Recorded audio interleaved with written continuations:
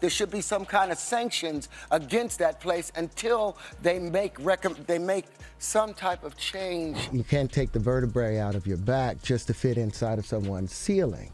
You have to stand up full and proud, stand up erect. Martin tried to put me in my first dress.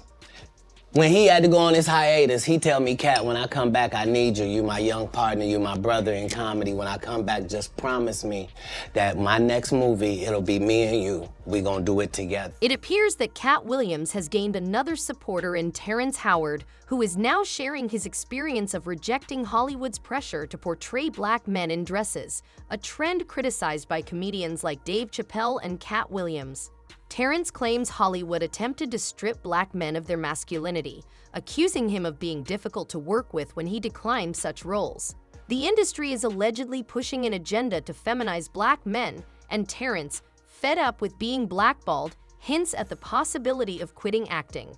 Terrence Howard, once on the brink of becoming a leading man in the early 2000s after his Oscar-winning performance in Crash, faced challenges, particularly in the Marvel blockbuster Iron Man.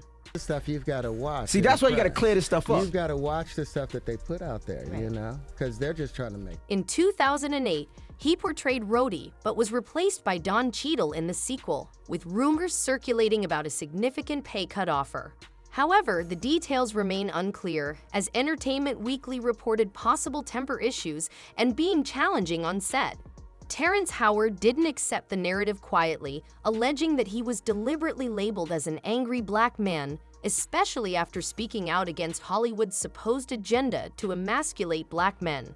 This issue of promoting a more feminine image for black men in the entertainment industry is not new. Put this dress on, and what? The prostitute? Nah, I'm not doing that. I don't feel comfortable with that. That should have been in the discussion.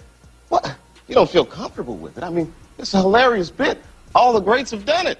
Eddie Griffin, an OG voice, criticized Hollywood's dress-wearing agenda as far back as 1999 in his comedy Foolish, where he both starred and wrote the script. In a memorable scene, the studio attempts to persuade Griffin's character into wearing a dress for a role, shedding light on the long-standing controversy. The recent resurgence of this conversation, spearheaded by Katt Williams, emphasizes the alleged systemic pressure on black actors to wear dresses on screen as a prerequisite for reaching A-list status. So what do you think? It's never been done before. 3 lovable drag queens driving cross-country, helping Middle America solve its problems. Y'all want me to wear a dress? Foolish. This isn't a throwaway role. You'll be carrying the emotional energy of the movie. Man, it's not that I don't appreciate the offer, because I do, but... All we're asking you to do is to take the script home, read it, and make a decision. Then make the decision. Foolish. There's a lot of money involved. We're talking a major motion picture here, Foolish. Terrence Howard's revelation adds another dimension to the discussion, highlighting the challenges faced by black actors who resist conforming to such industry expectations. As more voices speak out against this perceived agenda, the industry's practices and the impact on talent and diversity continue to be scrutinized, prompting a broader conversation about representation and authenticity in Hollywood. In 2006, Dave Chappelle made a memorable appearance on The Oprah Show, recounting a peculiar incident involving him being pressured to wear a dress for a movie role alongside Martin Lawrence. Chappelle humorously described the situation, emphasizing his discomfort with the idea. I haven't ran into to put on the dress. I mean, you know, you have to have boundaries. You have to have limits that you refuse to cross. You know, for me, I know. The story gained traction, but at the time, it was dismissed as a comedic anecdote. Fast forward a few years and Kevin Hart, when asked about Chappelle's tale, casually shrugged it off, asserting that such a thing never happened to him. However, fate took a turn when Kevin found himself donning a dress in an SNL sketch. Surprisingly, this move marked a significant turning point in his career, leading to a surge in popularity and success. The dress narrative did not end there, as comedian Katt Williams entered the scene, insinuating a connection between wearing dresses and potential involvement with the Illuminati. You know, some of us make choices. I think it's not a biggest choice for others. I'm saying at the end of the day, Kevin doesn't have to worry about what people are going to say about him wearing a dress because of the long line of dress-wearing people before him. So now we had Big Mama's house 1, 2, and 3. Yeah. I've never seen Medea in a pantsuit. I think she wears dresses. So now I'm saying, why are we picking on poor little Kevin Hart? Because it was his turn next. Okay. Some of us are against the Illuminati, and we are against the Illuminati at our own detriment. When people are against the Illuminati, then they get punched in the face all the time. The press hates them. Williams suggested that certain career choices might be tied to affiliations with secretive groups. Despite initial skepticism, people began revisiting Williams' words as his conspiracy theory gained traction. During a recent appearance on Club Shay, Williams shed light on Dave Chappelle's decision to walk away from a lucrative $50 million deal and disclosed his own experiences. Williams claimed to have turned down similar contracts 4 times to preserve his integrity, implying that these offers came with undesirable conditions. Williams went further, alleging that Martin Lawrence had attempted to put him in a dress for the film Big Mama's House. When Williams declined, Brandon T. Jackson reportedly stepped in to take on the role.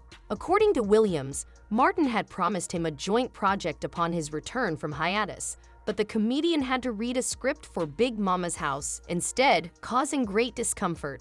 The narrative took an unexpected turn as Williams claimed to have refused lucrative deals, insinuating potential pressure from influential figures like P. Diddy. He asserted that these refusals were made to protect his integrity in the face of compromising requests. The conversation brought attention to the broader issue of entertainers facing difficult choices in the industry, with Williams portraying himself as someone willing to sacrifice financial gain for personal principles.